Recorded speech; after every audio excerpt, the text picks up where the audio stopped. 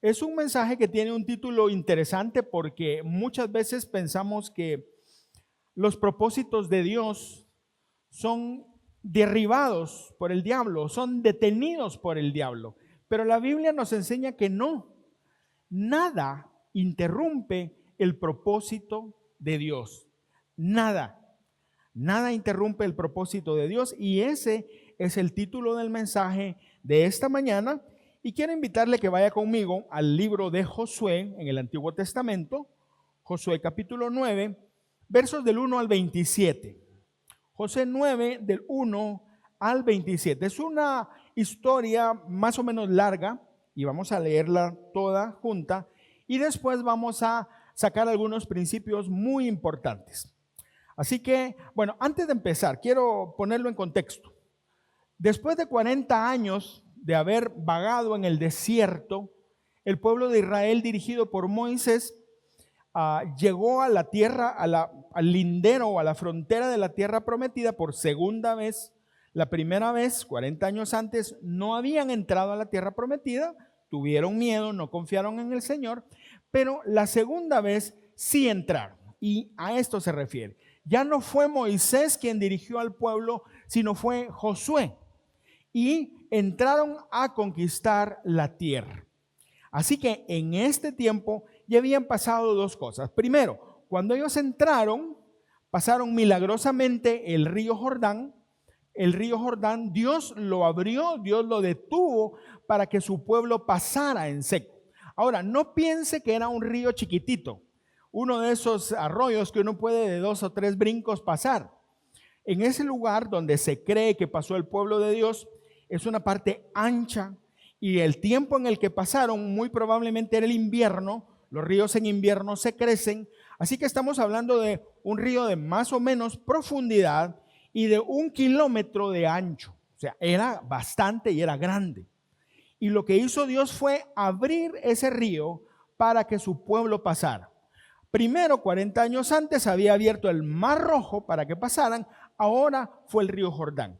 Después de entrar, ellos llegaron a Jericó y conquistaron la ciudad. Conocemos la historia.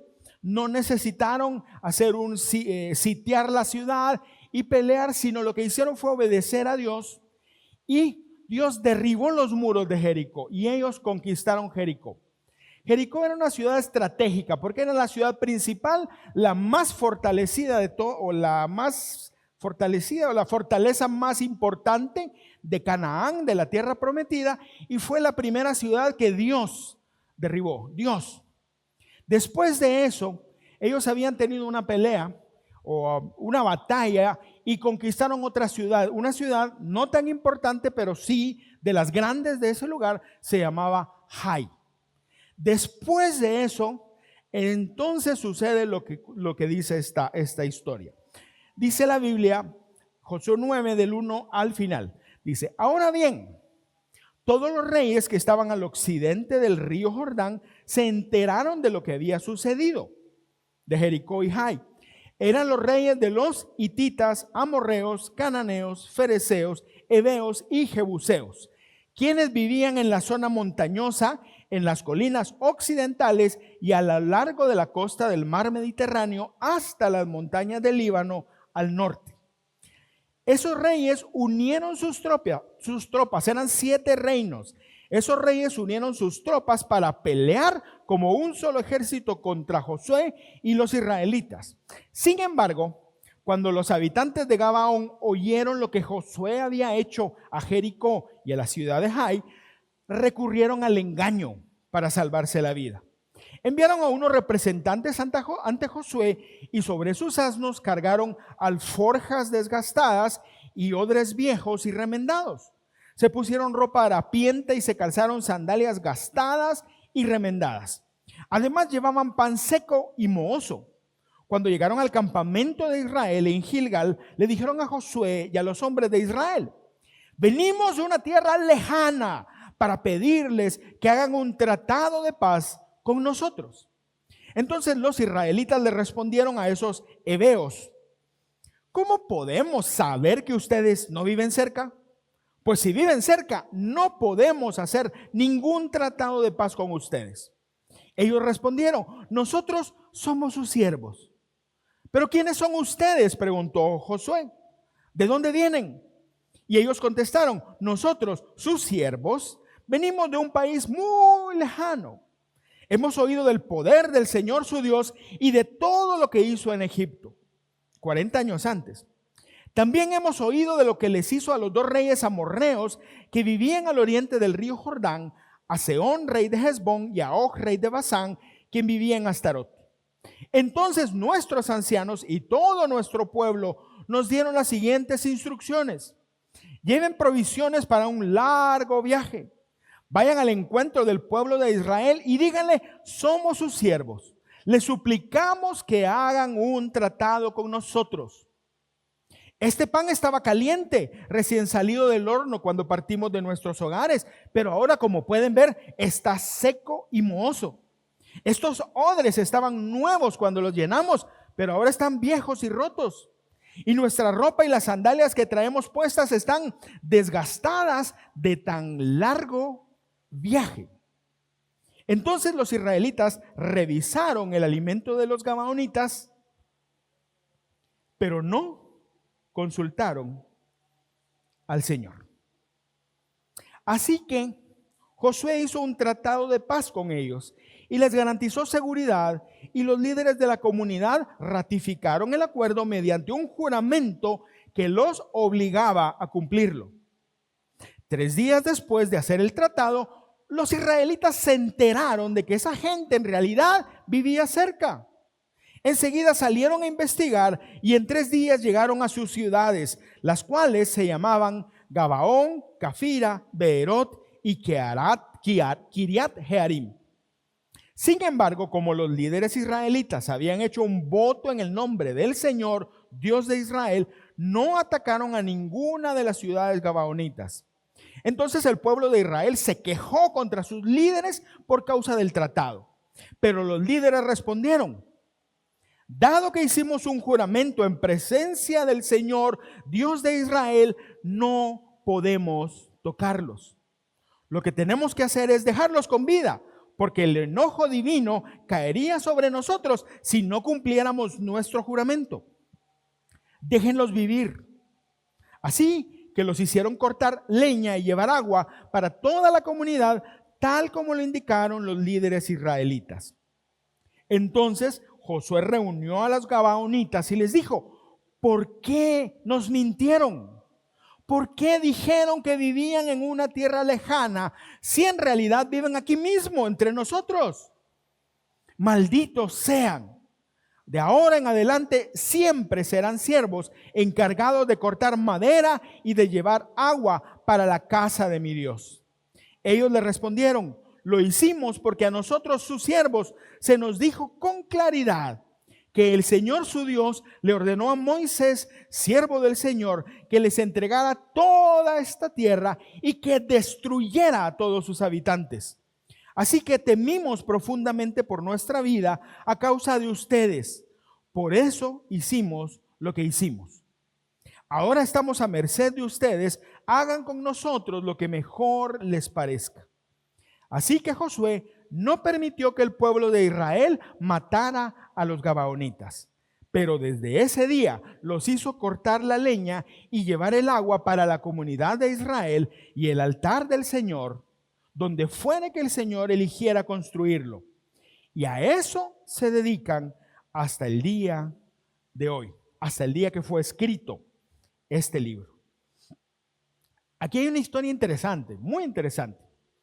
Ahora, la pregunta es: ¿por qué esa historia está ahí?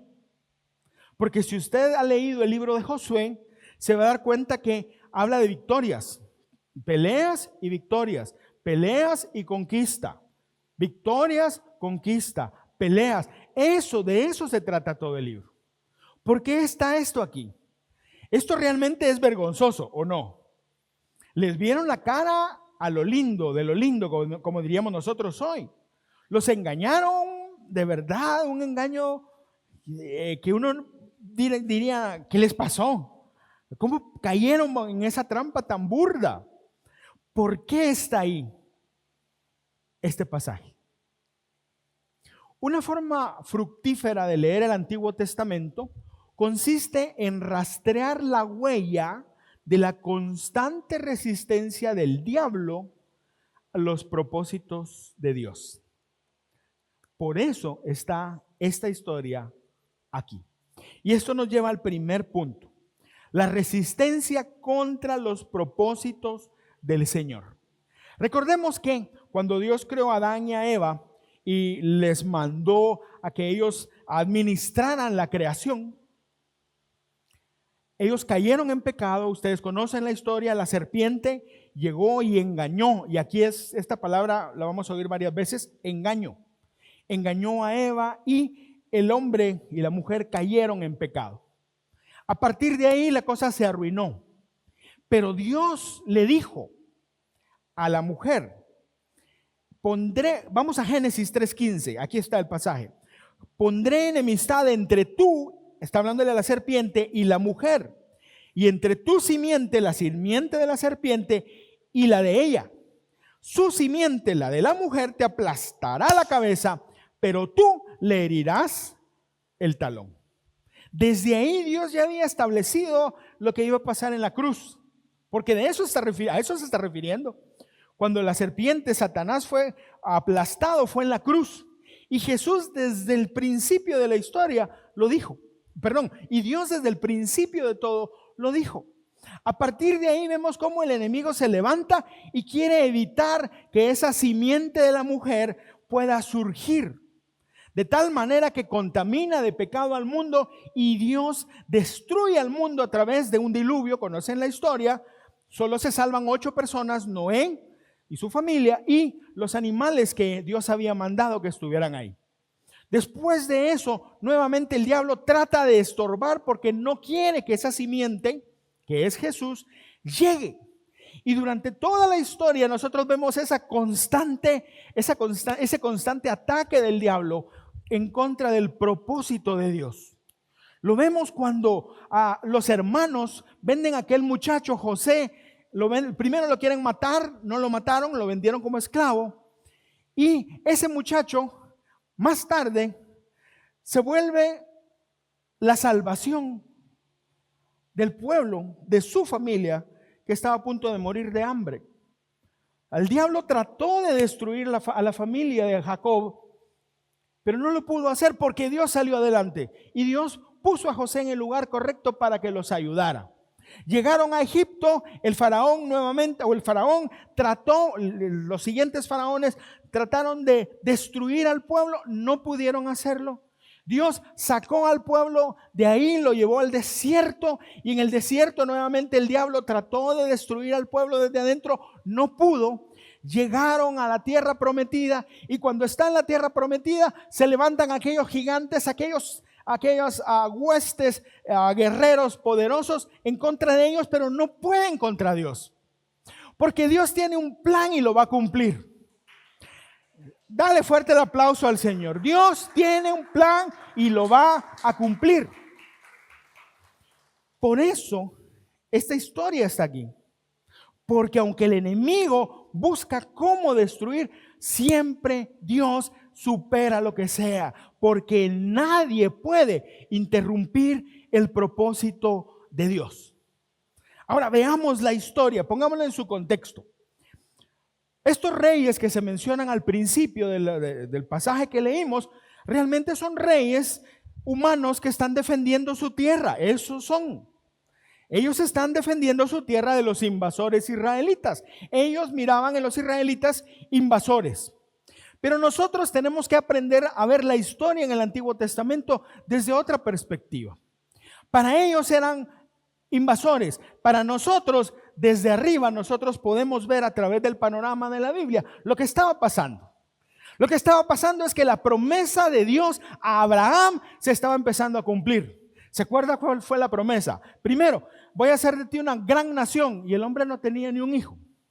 Segundo, voy a darte esta tierra, porque ya estaba ahí, ya estaba en Canaán Abraham. Voy a darte esta tierra. Y tercero, de ti o en ti bendeciré a todo el mundo. Ese es Jesús. Eso fue mucho más allá. Pero al principio empezó, ya había un pueblo.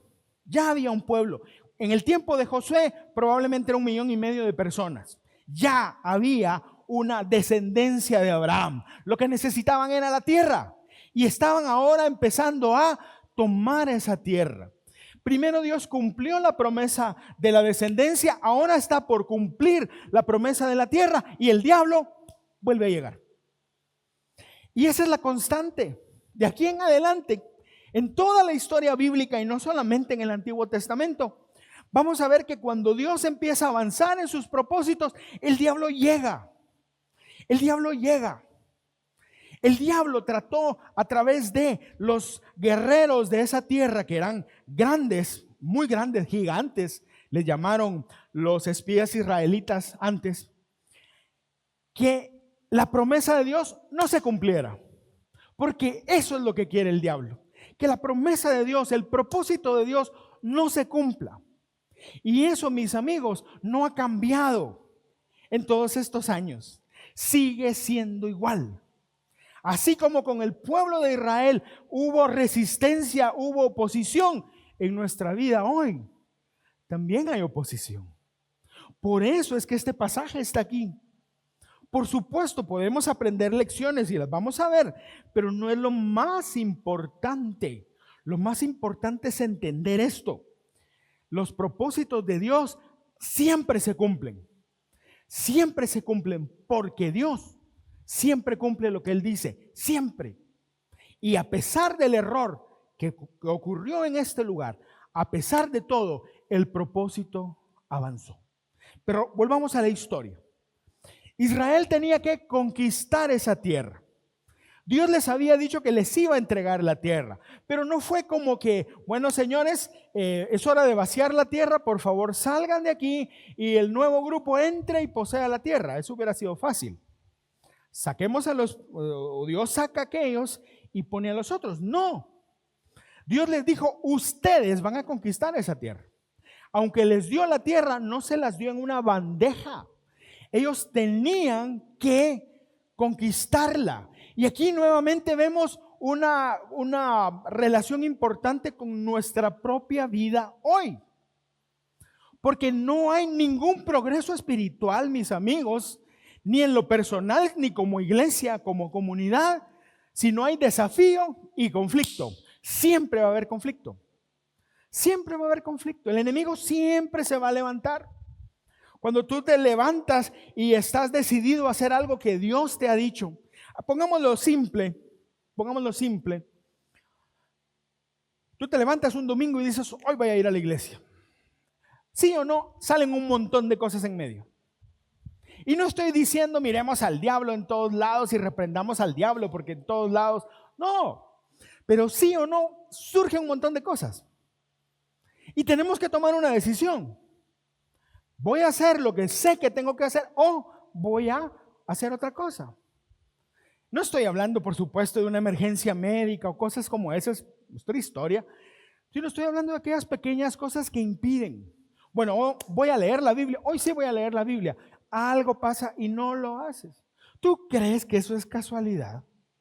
¿Tú crees que cuando el pueblo de Dios llegó a conquistar la tierra, toda la oposición que surgió fue por casualidad o que eran únicamente unos reyes defendiendo su tierra? No. Era el diablo levantándose en contra del propósito de Dios. Entonces el pueblo de Dios lo que tenía que hacer era luchar. Y el libro de Josué habla de lucha aquí, lucha allá, conquista aquí, conquista allá, porque de eso se trata todo esto. Tenían que conquistar, pero también tenían que orar. Y también tenían que ser obedientes a todo lo que Dios ya les había dicho. Y en la medida que fueran fieles, Dios iba a hacer lo demás. Ahora, aquí es donde vemos la lucha, y una lucha cósmica que está fuera de nuestro ambiente natural, entre el bien y el mal. Ahora, esa frase realmente está incompleta. Es entre Dios y el diablo. Y esto hay que tenerlo claro. Ciertamente hay lucha, siempre hay lucha y siempre va a haber lucha, pero no es un escenario equilibrado. Yo no sé si ustedes se acuerdan, pero yo me acuerdo de las caricaturas que yo veía, que cuando alguien iba a tomar una decisión le aparecía aquí un diablito y aquí un angelito. Y a veces hasta el diablito se pasaba al otro hombro y se daba duro con el angelito. Y finalmente uno tenía, o el personaje tenía que tomar una decisión. O le haces caso al diablito o le haces caso al angelito. Ahora, ciertamente nos indica esa lucha interna, sí, pero no es cierto lo que está pasando ahí. Porque nuestros hombros son simétricos. La altura de este hombro es la misma de este a menos de que haya un problema. Pero cuando nosotros nos quedamos con esa imagen del diablito y el angelito, pareciera ser como que, bueno, el angelito representa a Dios y el diablito pues es el mismo. Pero pareciera ser como que son iguales y que constantemente la lucha es una lucha entre iguales. No es cierto, no es cierto. Y el libro de Job nos deja muy claro el asunto. Vamos a Job, capítulo 2, verso 6.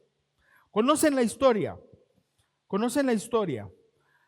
Dios está con su consejo celestial y ahí llega el diablo. Y Dios habla de Job. Y el diablo le dice, sí, Job es bueno porque tú lo cuidas, pero si ya no lo cuidaras y me dejas que yo haga algo con él, vas a ver que no. Y entonces Dios le da permiso para tocarlo. Primero, que le quite sus cosas, toda su riqueza, y aún que mate a sus hijos. Pero Dios le dice, pero no lo toques a él. Límite. Regresa el diablo y Dios le vuelve a decir, ya viste, le quitaste todo a Job, le quitaste a sus hijos, pero él sigue siendo fiel. Pero porque no le ha pasado nada a él, pero si me dejas que yo lo toque. Y quiero enfatizar, yo estoy haciendo coloquial la conversación, pero esa es la idea. Si me dejas, ¿usted cree que el diablo si pudiera no nos destruye? Si el diablo le pican las manos, diría yo, por agarrarnos y hacernos pedazos, eso es lo que él quiere, pero no puede. No puede. Así que cuando usted se sienta atacado por el enemigo, no piense que lo va a destruir porque no puede. Cuando tenemos una visión nosotros de Dios y del diablo equiparable uno al otro, pensamos a ver quién es más fuerte, a ver si hizo más ejercicio hoy, uno o el otro, a ver quién es más listo y va a ganar, porque si pierde el Señor, ¿qué me va a pasar? No, no es así. Es que Dios es Dios y el diablo es una criatura. Leamos lo que dice Job. Muy bien, dijo el Señor a Satanás. Job está en tus manos. Eso sí, respeta su vida. ¿Qué está diciendo? Límite. No puede hacer lo que quiere. En nuestra vida el diablo quisiera destruirnos, sí, pero no puede. No puede porque nosotros estamos en las manos de Dios. Dice la Biblia que estoy convencido de que nada podrá separarnos del amor de Dios. Y la idea es esa, en la mano de Dios. Ni lo alto, ni lo profundo, ni el futuro, ni el presente, ni siquiera las huestes de maldad van a poder apartarme o sacarme de la mano de Dios. Pero también vemos algo aquí. Y es que muchas veces Dios usa al diablo. Muchas veces Dios le da carta abierta o puerta abierta al diablo para hacer ciertas cosas. Y la perspectiva de la Biblia es que si a veces le da rienda suelta, es para que los extraordinarios propósitos de Dios puedan cumplirse para mayor alabanza de su gloria. Gloria a Dios. Eulo dijo así: a veces los problemas lo que sirven es para acercarnos a Dios. ¿Quién se glorifica? Dios. ¿Cómo se glorifica? A través de los problemas. Ahora, a veces Dios hace eso. Y es precisamente lo que pasó con estos reyes, los hititas, amorreos, cananeos, fereceos, heveos y jebuseos. Ellos se levantan en contra del pueblo de Dios. Dios permite que el diablo entre o los impulse a ellos a levantarse en contra de Dios. Pero tenemos que ver las cosas nuevamente desde la perspectiva correcta, no desde la propia historia, sino viendo el propósito de Dios. Cuando vemos que Dios tiene un propósito y sabemos que ha venido cumpliéndolo en la historia en el Antiguo Testamento y que avanza hacia su cumplimiento, que es Jesús, cuando vemos esto y vemos entonces que los reyes se levantan y eran reyes poderosos, no crea que eran cualquier cosa, eran reyes poderosos, se levantan, vemos entonces que Dios está permitiendo que el diablo cumpla su propósito, el propósito de Dios. Josué 11:20 dice así: porque el Señor les endureció el corazón. ¿A quién le endureció el corazón? A todos esos reyes. Y los hizo pelear contra los israelitas. Así que fueron totalmente destruidos sin compasión, tal como el Señor le había ordenado a Moisés. A Dios le proporciona mayor gloria cuando su pueblo llega y conquista la tierra que Dios prometió a Abraham mucho tiempo antes. Pero no solo eso, cuando su juicio contra esos pueblos se ejecuta por medio de su pueblo, de Israel. Porque a veces uno piensa, hay gente que dice, no, es que ¿cómo es posible que Dios sea tan malo de mandar a destruir a esta gente? Y hay quienes critican eso. Lo que no piensan es esto: ¿cómo vivían esas personas? Dios es un Dios santo y el pecado le ofende a Dios. Y Dios lo que hizo fue castigar el pecado de esos pueblos, apartándolos de ahí y entregándole a su pueblo Israel su tierra. Ahora, cuando vemos esto, podemos empezar a entender un poco la soberanía de Dios. La soberanía de Dios. Dios hace lo que quiere, cuando quiere, cómo quiere, porque quiere, y no le da cuentas a nadie. Hasta el diablo es parte del propósito de Dios cuando Él lo quiere usar. Esa es la soberanía de Dios. Cuando nosotros hablamos que Dios es soberano, tenemos que entender esto. Todo lo que pasó en la historia y está registrado en el Antiguo Testamento, todo lo que pasa en la historia hoy, todo está orquestado y permitido por Dios para cumplir su propósito. Para eso está. Ahora volvamos a esos reyes. Ellos oyeron lo que había pasado, tuvieron miedo y se levantaron, se prepararon para pelear. Eso hubiera hecho cualquiera. Se prepararon para pelear. Estaban dispuestos a defender su tierra. Sin embargo, nunca lo hicieron. Esa alianza de los 7 reyes nunca se llevó a cabo. No se menciona en el Antiguo Testamento, en el libro de Josué, que haya pasado. Sí se menciona que Israel peleó contra ellos en diferentes momentos, pero nunca que se hayan ellos unido para poder pelear. Ahora, quiero llamar su atención a los de Gabaón.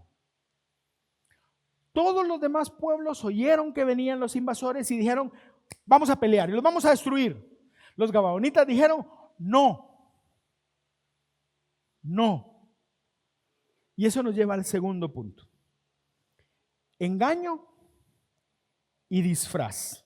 Engaño y disfraz.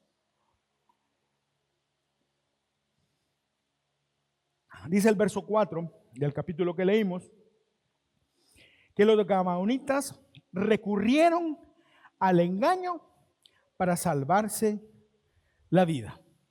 Ahora es interesante porque aquí estamos hablando de guerra, estamos hablando de poderío militar, pero los gabaonitas dicen, no podemos. ¿Usted cree que era fácil pelear contra los israelitas cuando se conocía que ellos habían salido de Egipto en medio de un juicio divino con plagas que destruyeron, que pasaron por el Mar Rojo que fue abierto, que a pesar de que estuvieron 40 años en el desierto, Dios los cuidó, Que cuando llegaron a la tierra prometida, el río se abrió. Que cuando llegaron a la ciudad más importante y más protegida, ni siquiera lanzaron una piedra, sino los muros cayeron. Cuando llegaron delante de la otra ciudad de Jai, también, es una historia adicional, pero también la destruyeron. ¿Usted cree que ellos no se dieron cuenta de eso? Aquellos vieron allá poderío militar, pero los gabaonitas entendieron, no, hay algo más. Ellos tienen algo más. Ellos tienen el apoyo de su Dios. Y no podemos pelear contra eso.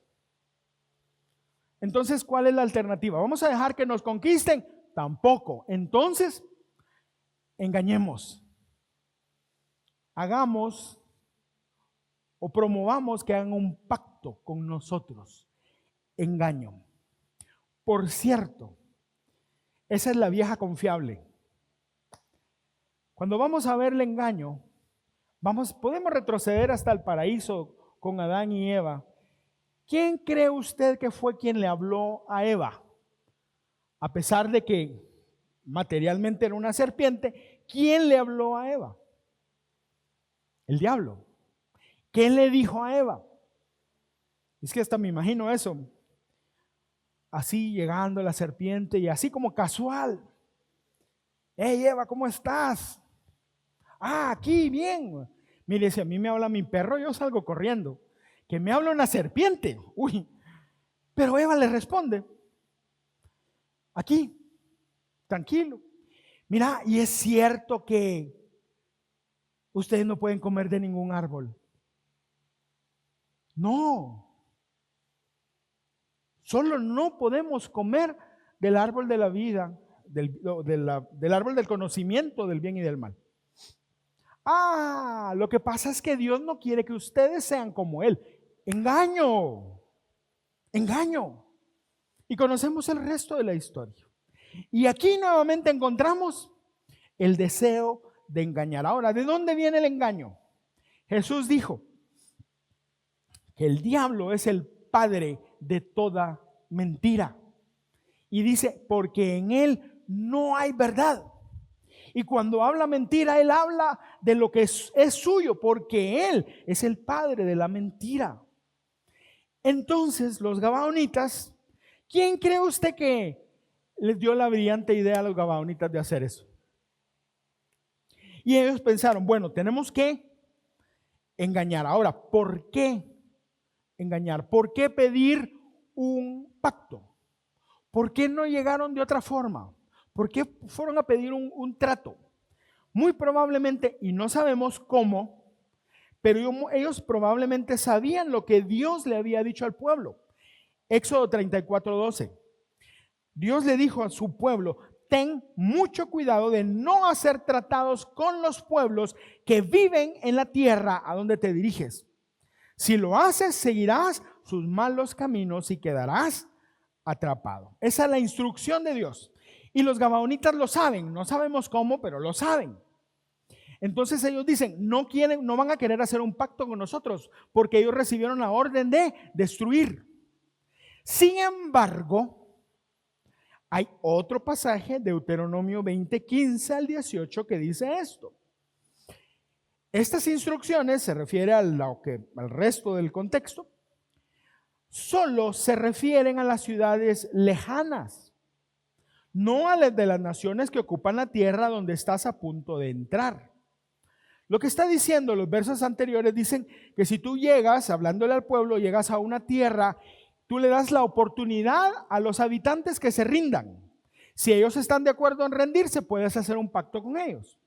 Pero, verso 15, solo se refiere a las ciudades lejanas. Verso 16. En las ciudades que el Señor tu Dios te da como preciada posesión, destruye a todo ser viviente. ¿Dónde quedaba Gabaón? Ahí donde ellos iban a vivir. Por supuesto, los israelitas no lo sabían. Verso 17, tienes que destruir por completo a los hititas, amorreos, cananeos, fereceos, a los heveos, que vamos a ver más adelante que la Biblia nos dice que los gabaonitas eran heveos. y a los jebuseos.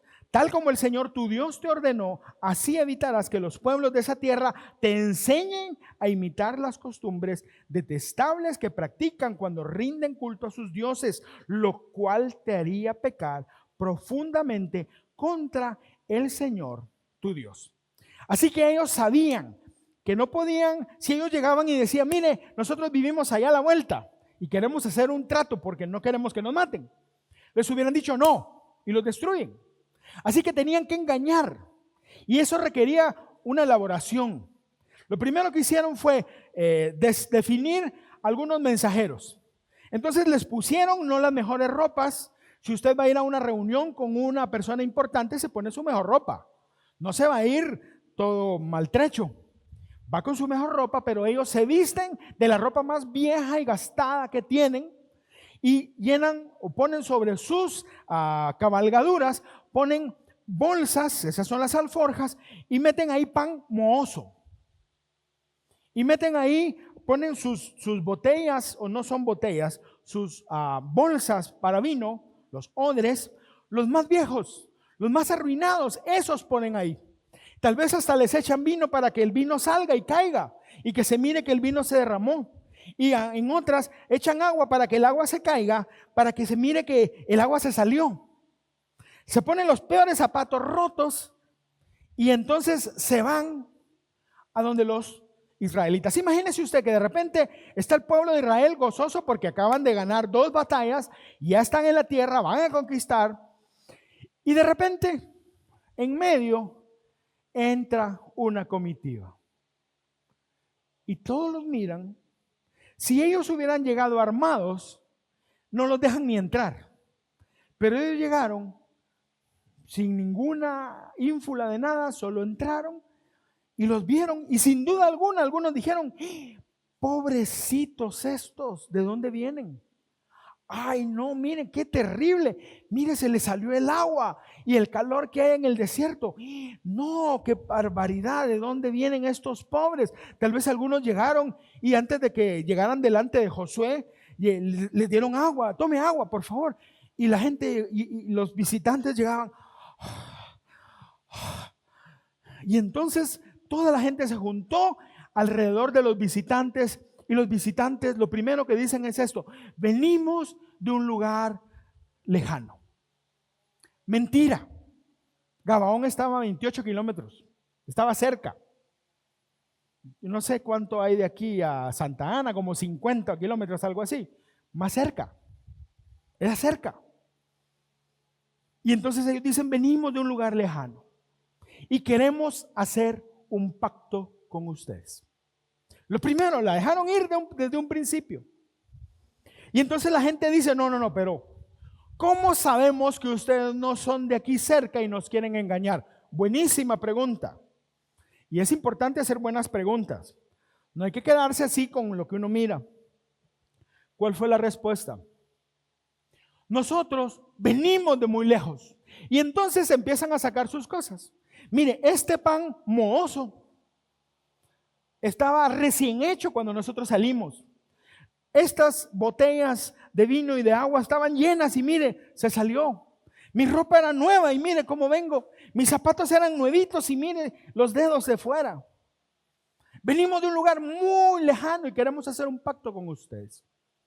Y entonces Josué pregunta nuevamente, pero ¿y cómo sabemos que no vienen de lejos? ¿Quiénes son ustedes? Y entonces aquí le agregan un elemento más. Nosotros somos sus siervos. Josué, usted es el gran general, el gran conquistador. Nosotros somos sus siervos. Reconocemos que usted es un gran general. Somos sus siervos. ¿Cómo cree usted que se sentiría Josué? Siendo humano. Si a usted le dice, bueno, Juan, yo sé que vos sos un tipazo y por eso estoy aquí, porque yo reconozco que vos sos un hombre exitoso y grande. ¿Usted cree que Josué era inmune a ese tipo de cosas? Por supuesto que no. Y eso era parte del engaño, un engaño bien armado. Cuando les vuelven a cuestionar, sí, pero ¿y cómo estamos seguros que no vienen de cerca. No podemos hacer un pacto con ustedes. Pero es que mire, es que este pan, esta era semita de la alta, de la mieluda, así, de la rica. Y mire, esto se deshace. Y aquí tiene moho. No hemos comido por 15 días porque no hemos tomado agua, nos estamos desmayando. Porque venimos de muy lejos y queremos hacer un pacto con ustedes. Sí, pero queremos hacer un pacto con ustedes. Pero venimos de muy lejos, mire, y queremos hacer un pacto con usted. ¿No parece eso sospechoso? Nosotros leemos la historia y decimos, no, ¿cómo se les ocurre? Pero vayamos un paso más adelante.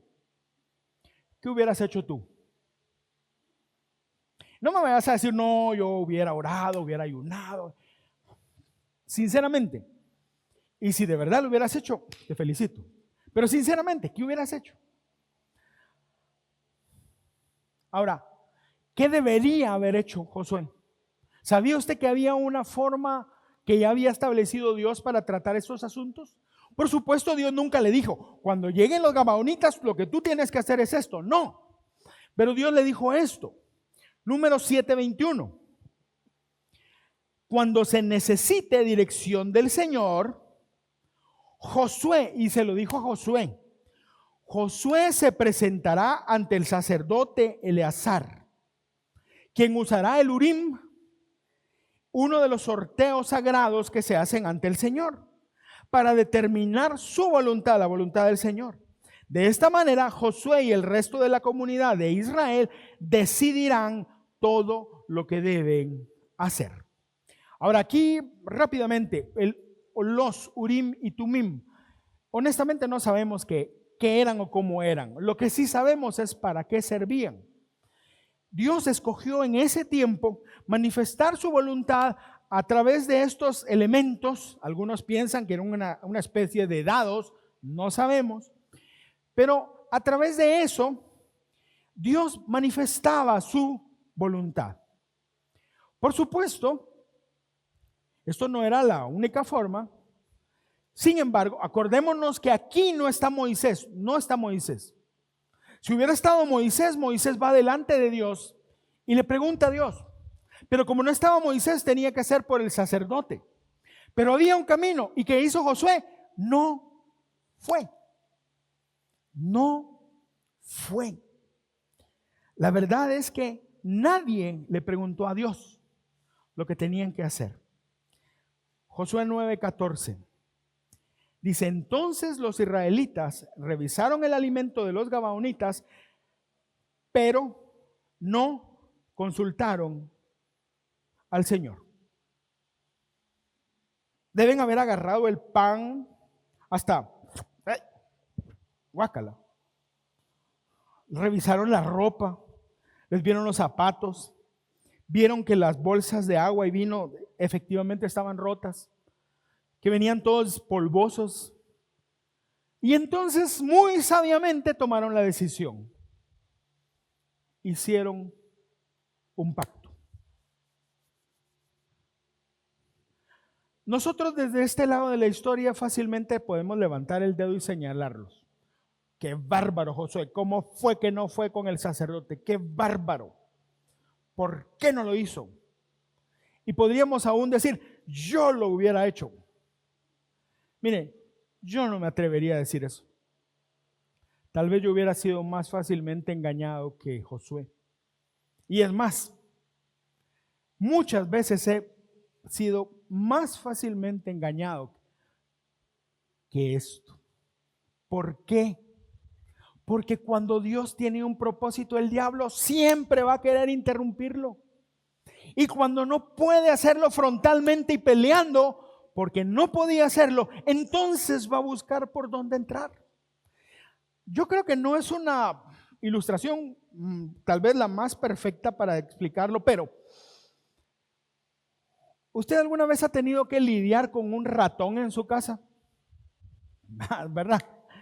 Y los ratones tienen una particularidad tremenda, es que caben en cualquier lado. Nosotros una vez estábamos ahí tratando de sacar a uno, era más o menos grande, y si yo no lo hubiera visto, no lo creo. Se metió debajo de la puerta, y la puerta, el espacio en la puerta es así, y el ratón era como de este alto, y se metió. Y yo vi cuando el ratón, y ahí la colita fue lo último, ¡fum!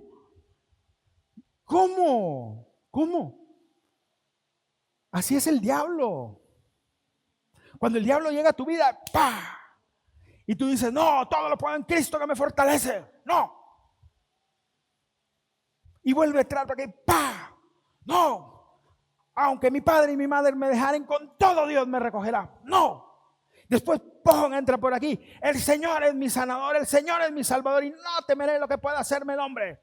Y de repente, ¿con qué Dios te ha dicho todo eso? Sí, Dios me ha dicho todo eso. Pero mira, es que vos sos bien buzo, vos sos un gran cristiano, sos un gran creyente, pero no te has puesto a pensar tal cosa. ¿Se da cuenta? No entró por la puerta, pero entró por abajo. No entró por la puerta, entró por la ventana. ¿Y usted cree que el diablo se queda con un no por respuesta? Con todo respeto a mis hermanos que sean vendedores, pero un vendedor no acepta un no. El vendedor siempre va a buscar por dónde entrar, siempre.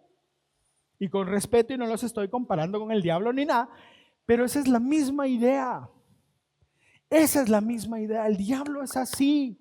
Entonces el diablo se disfraza. Pablo dice que el diablo se disfraza de ángel de luz. El problema es cuando nosotros nos tragamos las mentiras. El problema es cuando nosotros nos creemos las evidencias que nos presenta. El problema es cuando nosotros agarramos el pan mohoso y decimos, sí, tiene razón. Es que, llega el diablo y te dice, vos sos un gran creyente, ¿por qué no evangelizás a la hermanita esta bonita, a la que viene con su ropa así bien coqueta? Háblale de Cristo, evangelizala. Tu esposa no se va a enojar, tu esposa va a orar por vos. No, vos podés hacerlo, es tu obligación. Y ahí va el Juan Carlos. ¿Usted cree, qué cree usted que va a pasar? ¿Qué es más fácil? ¿Una conversión a Cristo o una desconversión? Así funciona, así es el diablo. Así es el diablo. A veces usa personas que son encantadoras, que son lindas, que son carismáticas, pero que te apartan de Dios. Así es el diablo, el engaño, la adulación. Ahora viene nuestra parte. Santiago 4:17 dice, recuerden que es pecado saber lo que se debe hacer y luego no hacerlo. Recuerden que es pecado saber lo que se debe hacer y luego no hacerlo. Todos somos culpables de pecados por omisión, por no hacer algo. ¿Cuántas veces el Señor espera que nosotros lo busquemos, que oremos para que Él nos dirija en nuestros pasos y gobierne nuestra vida? Que a través de su palabra y de su gracia Él pueda dirigirnos y nosotros no lo hacemos. Nosotros decidimos, no, es que yo sé que esto es pan mohoso, yo sé que la ropa se arruinó en un camino muy largo, así que no, yo sé, no se necesita. O como escuchamos a alguien decir, yo no necesito a Dios para todo. Así somos. Mire, perdóneme, pero todos en algún momento somos así. En lugar de hacer lo que tenemos que hacer, nos damos vuelta, le damos la espalda a Dios y tomamos nuestras decisiones por lo que nosotros creemos que es lo más correcto. En nuestras relaciones personales, en la vida de la iglesia, en nuestros hogares y familia, en nuestro negocio, nuestra vida profesional, estamos bajo la constante presión de no seguir la palabra de Dios en completa dependencia y obediencia.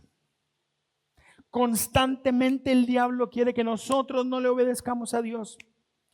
Y siempre está insistiendo, insistiendo, insistiendo para que finalmente nosotros caigamos. Ahora, no debemos ignorar los recursos del diablo. Nunca. Recordemos que hay un propósito de Dios para nuestra vida y que Dios va a cumplir ese propósito y que el diablo no quiere que se cumpla. Así que ese es un enemigo que todos tenemos y no lo buscamos. Cuando nosotros le entregamos nuestra vida a Jesús, el enemigo viene encima y ahí pasa con nosotros hasta el final de nuestra vida. Por eso es tan importante que no caigamos en la trampa del diablo. Ahora, ¿qué pasó después? En el pasaje que leímos. ¿A usted le ha pasado alguna vez que se despierta bruscamente?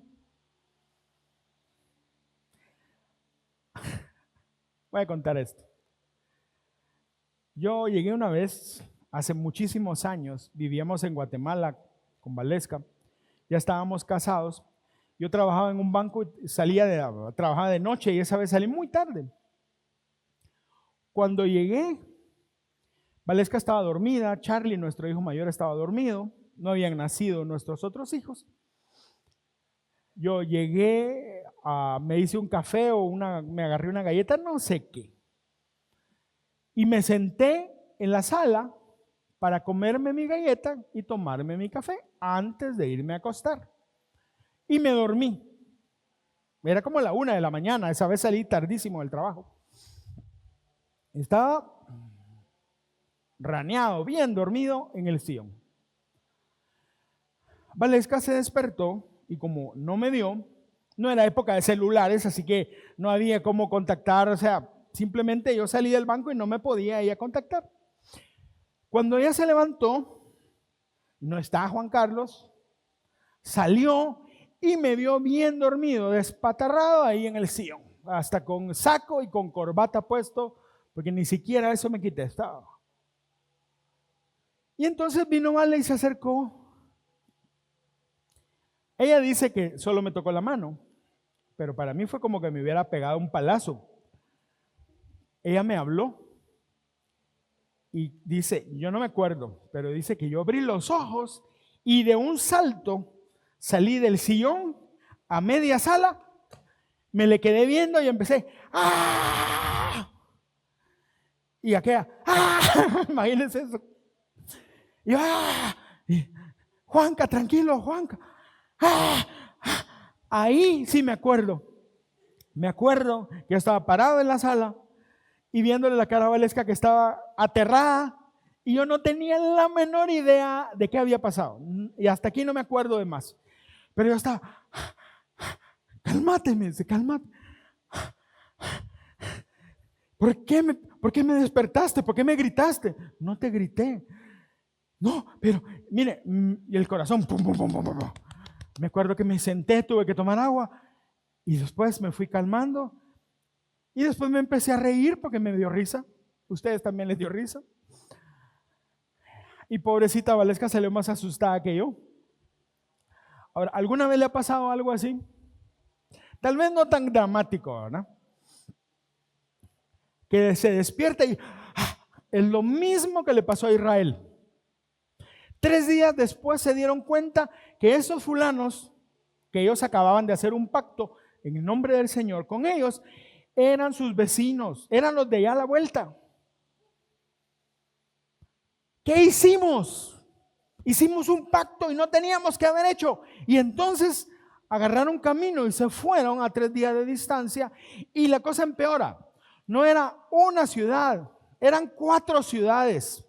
Era Gabaón y otras 3 ciudades alrededor de ella. Era un montón de gente y ellos habían hecho un pacto con ellos.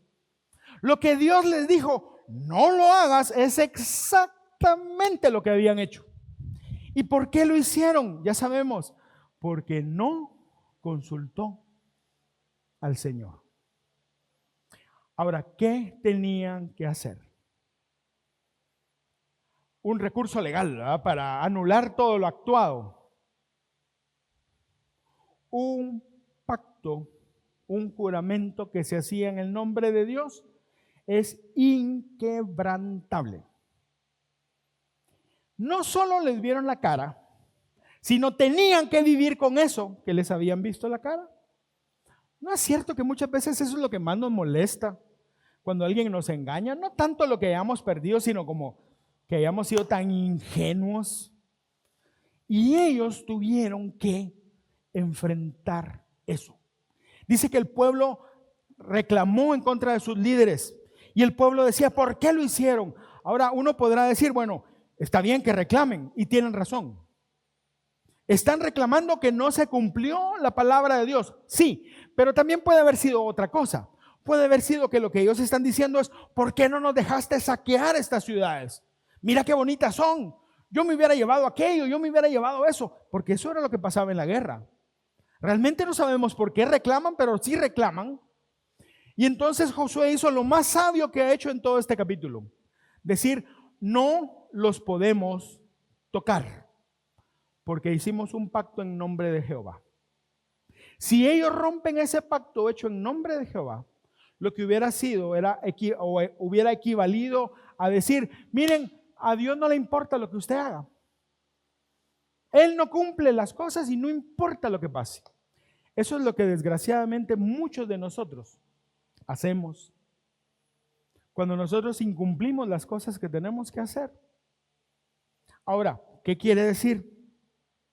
Quiere decir que nosotros tenemos que ser cuidadosos con las decisiones que tomamos.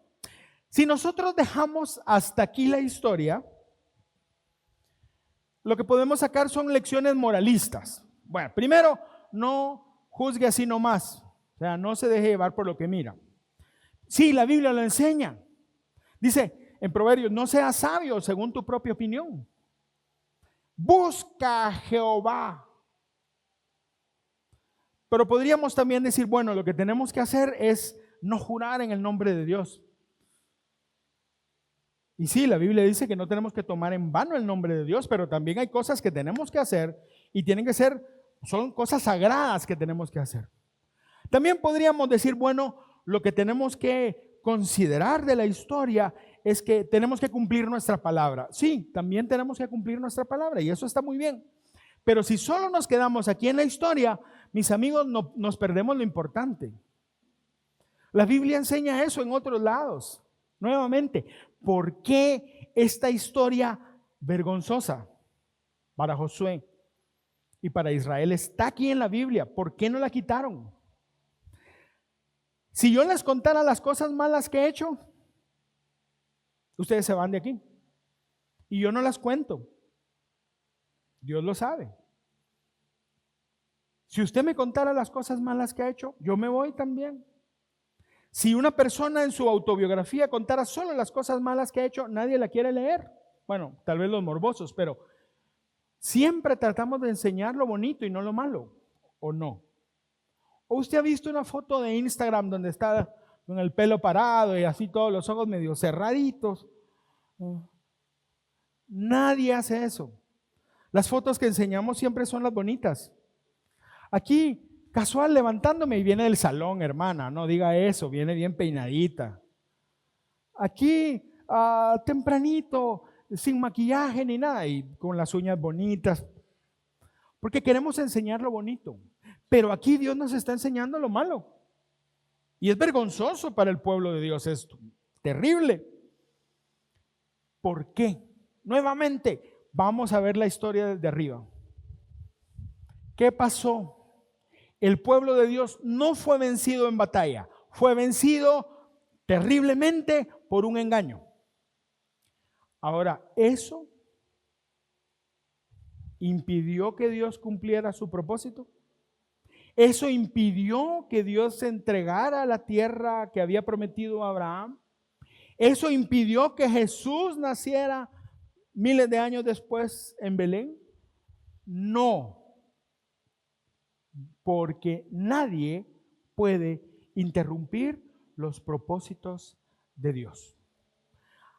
Entonces, ¿qué pasó con los gabaonitas? ¿Los gabaonitas fueron castigados? Sí. Y Josué los nombra los aguateros y los leñadores de Israel. Van a ser siervos de Israel. No los vamos a destruir porque ya dimos nuestra palabra a Dios, pero ustedes van a ser nuestros siervos. Ahora, ¿sabe usted en qué área se necesitaba más leña y más agua en todo el campamento de Israel? En el tabernáculo. Constantemente se estaban quemando sacrificios y constantemente se hacían ritos de purificación. ¿Qué era lo que quería el diablo hacer? Destruir el propósito de Dios. Y probablemente lo que quería hacer era colar dentro del pueblo de Dios a quienes pervirtieran la adoración al Dios verdadero.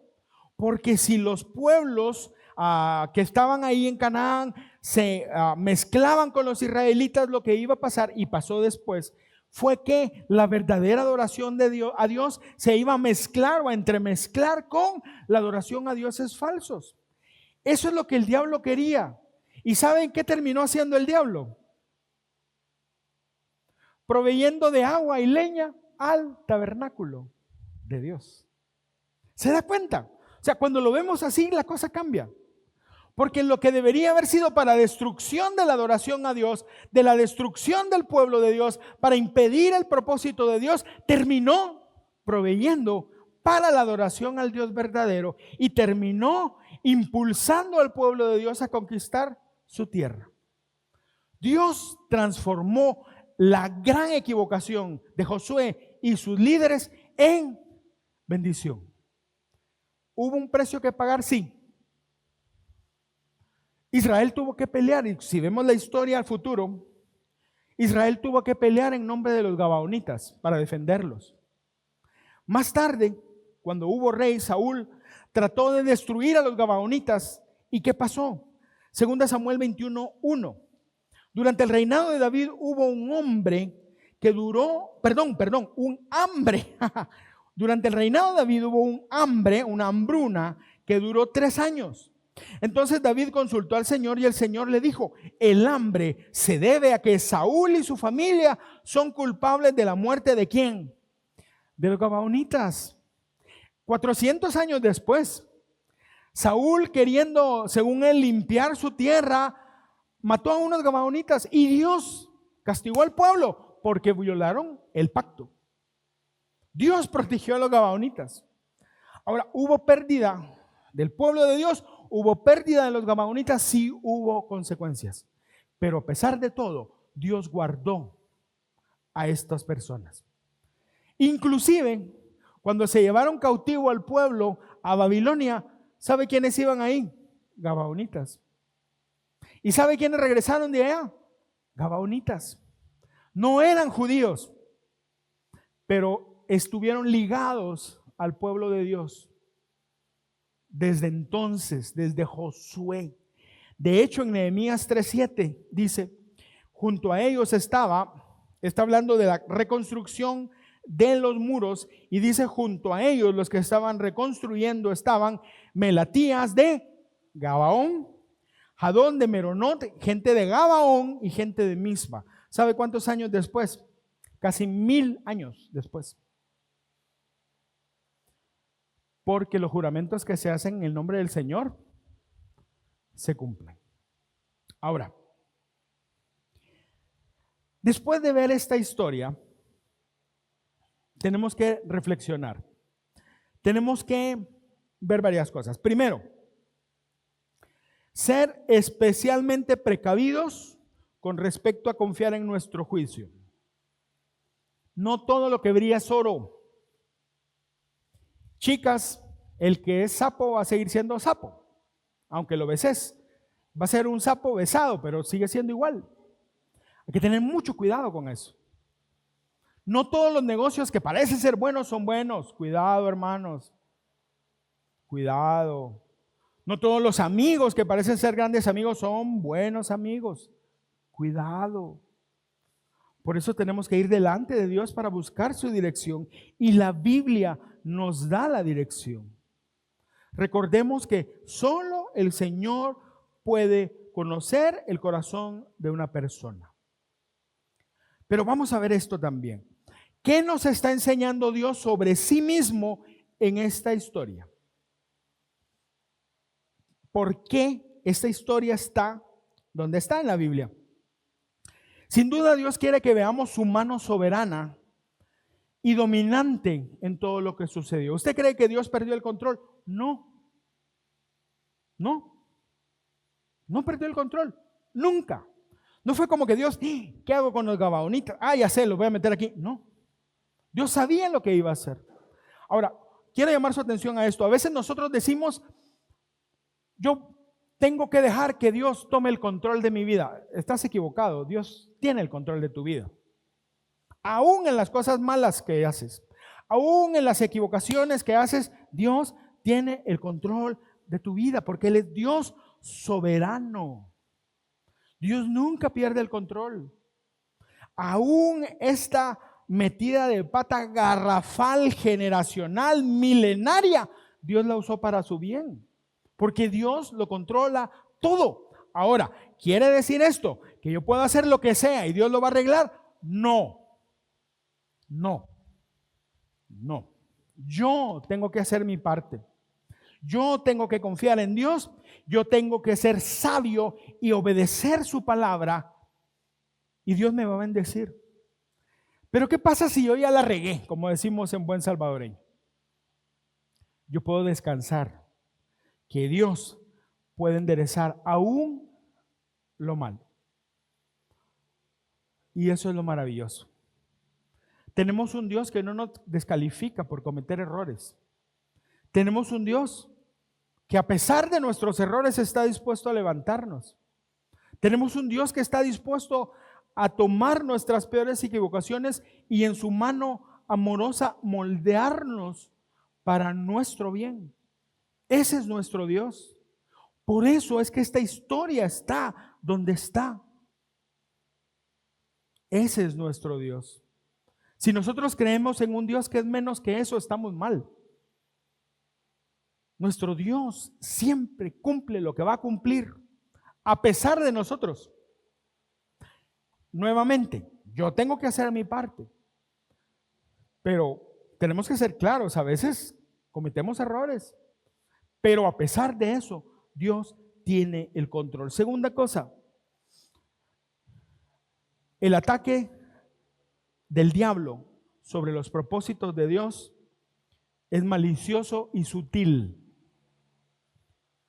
Si un día tocan la puerta, yo abro y me encuentro a un fulano gigantesco, rojo, con cachos así, con patas de chivo, con un tridente y con cola, que mientras me habla la colita está haciendo así. Yo cierro la puerta y me voy, ¿o no? ¿Usted qué haría? ¡Ay, don Cachudo, pase adelante! No llega así. Esa es una figura que se hizo en la Edad Media para asustar a la gente, con mucho sentido realmente, pero no es así. El diablo llega a través de personas que son lindas, llega a través de oportunidades que son hermosas, llega a través de pensamientos que son lógicos, que son pensamientos que tienen mucho sentido para nosotros, pero cuidado, porque ahí está el diablo también. Nuevamente, no quiero decirle, ande buscando al diablo por todos lados. No.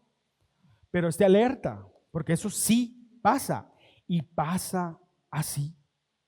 Dios también nos muestra cómo se ocupó de las artimañas del diablo. Usó a los gabaonitas para mantener el fuego del altar encendido y la provisión de agua para los ritos de purificación siempre disponibles. El diablo quiso destruir eso y Dios usó lo que él hizo para mantener precisamente lo que el diablo quería destruir. Porque ese es nuestro Dios. Nuevamente, y quiero enfatizar esto, no es excusa y no hay excusa para nuestros errores. Pero la buena noticia es esta, que hay esperanza a pesar de nuestros errores. Si nosotros ya hicimos algo, hay esperanza en Dios. Dios no puede ser superado por la astucia del hombre, ni estorbada por las estrategias del diablo. ni estorbado por las estrategias del diablo, ni por la falibilidad o la capacidad de fallar del hombre. La gloria de Dios, mis amigos, se muestra en la gracia que puede convertir una maldición en bendición, que puede usar nuestros errores y necedad para unirnos más estrechamente a Él. Por eso este pasaje está aquí y nos recuerda que lo que Dios va a hacer en nuestra vida lo va a cumplir a pesar de nosotros mismos. Pero esto es mucho más grandioso todavía, porque esto nos lleva directamente a la cruz de Cristo. Aquel que dio su vida para salvar nuestra vida. Aquel por medio de quien Dios realmente corrigió todos nuestros pecados. Realmente limpió todos nuestros pecados. Y aquel que garantiza que el propósito de Dios en mi vida hoy, así como el de Israel en su tiempo, se va a cumplir.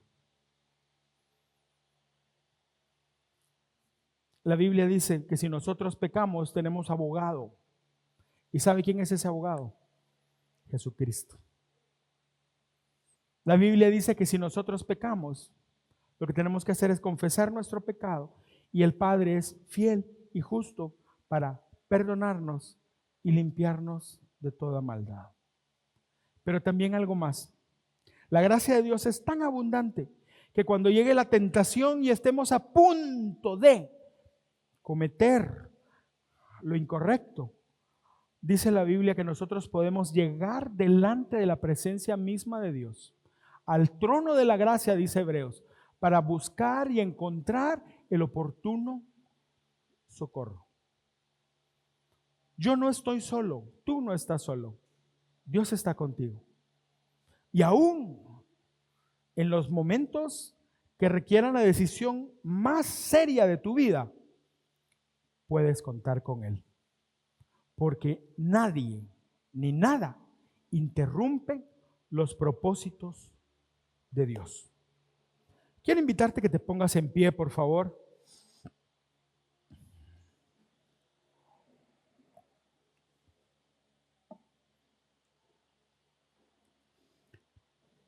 Y quiero pedirte que cierres tus ojos ahí donde estás. Señor, gracias, gracias. Gracias porque en ti encontramos y tenemos todo lo que necesitamos. Tú eres nuestra roca firme, Señor. Gracias porque a pesar de nuestros errores, a pesar de nuestras fallas, a pesar de todo, tú siempre cumples tu propósito en nuestra vida. Gracias porque tú conviertes en bendición lo que era pérdida y maldición y dolor. Tú lo conviertes en bendición. Gracias porque en el momento más difícil en el cual somos tentados para abandonar el camino correcto y hacer lo que te desagrada, ahí podemos recurrir a ti. Gracias porque esta historia de tu pueblo y de Josué nos afirma en el corazón esto. Nada puede interrumpir tu propósito. El enemigo quiere, pero no puede.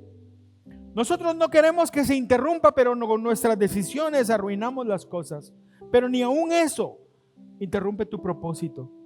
Por eso queremos darte gracias, Dios. Queremos darte gloria. Porque aprendemos que podemos estar seguros y confiados siempre en ti. Por eso te adoramos, Señor. Mi esperanza está en Jesús, en su justicia y en la cruz.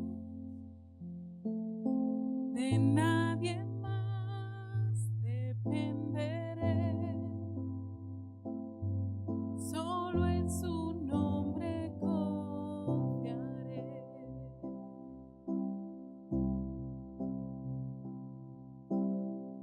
Mi esperanza está en Jesús, en su justicia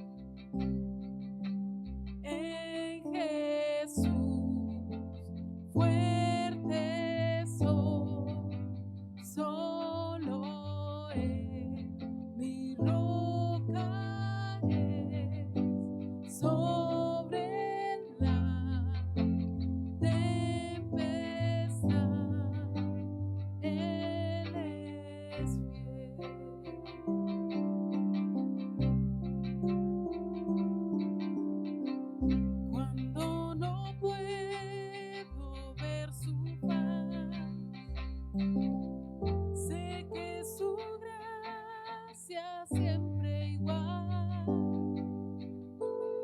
a la tormenta venceré. Mi ancla firme está en él. Mi ancla firme está en él. En Jesús fuerte soy, solo Él mi roca es, sobre la tempestad Él es fiel.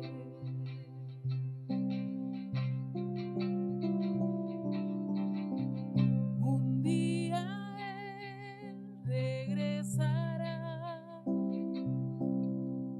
en su presencia voy a estar, sin mancha ante Él vendré, justificado por la fe. Justificado por la fe, en Jesús fuerte soy, solo Él mi roca es, sobre la tempestad Él es rey. Quiero invitarte que alces tus manos y que con todo tu corazón le des gracias a Dios. Gracias a Dios porque estamos en sus manos. Porque nada podrá arrebatarnos nunca de las manos del Señor. O como Pablo lo dijo, estoy convencido de que nada me podrá apartar del amor de Dios. Ni el futuro, ni el presente, ni siquiera las huestes del infierno mismas podrán apartarme del amor de Dios en Cristo Jesús. Gracias, Señor, porque no solo nos amas, nos amaste siendo pecadores, nos amas ahora que luchamos contra el pecado como tus hijos, pero más que eso, nuestra vida está en tus manos. Ayúdanos, Señor, a tomar decisiones valientes, a tomar decisiones firmes, correctas. Ayúdanos a no dejarnos guiar por nuestra propia capacidad, porque ahí es donde fallamos. Y la Biblia está llena de ejemplos así. Pero esta historia nos recuerda, Señor, que ni siquiera el engaño más elaborado del diablo puede evitar que tú cumplas tu propósito. Que nosotros aún en medio de nuestros dolores y nuestros errores tenemos esperanza en ti. A pesar de lo que hemos hecho, a pesar de las cosas que hemos o las decisiones que hemos tomado, a pesar de todo, tú estás en control. Ayúdanos, Señor, a ser fieles, pero ayúdanos a confiar en ti y a descansar en ti, bendito Dios. Gracias porque siempre podemos contar contigo y siempre podemos saber que tú estarás ahí y tú vas a llevarnos hasta ese momento en el cual estemos frente a ti y podamos verte cara a cara.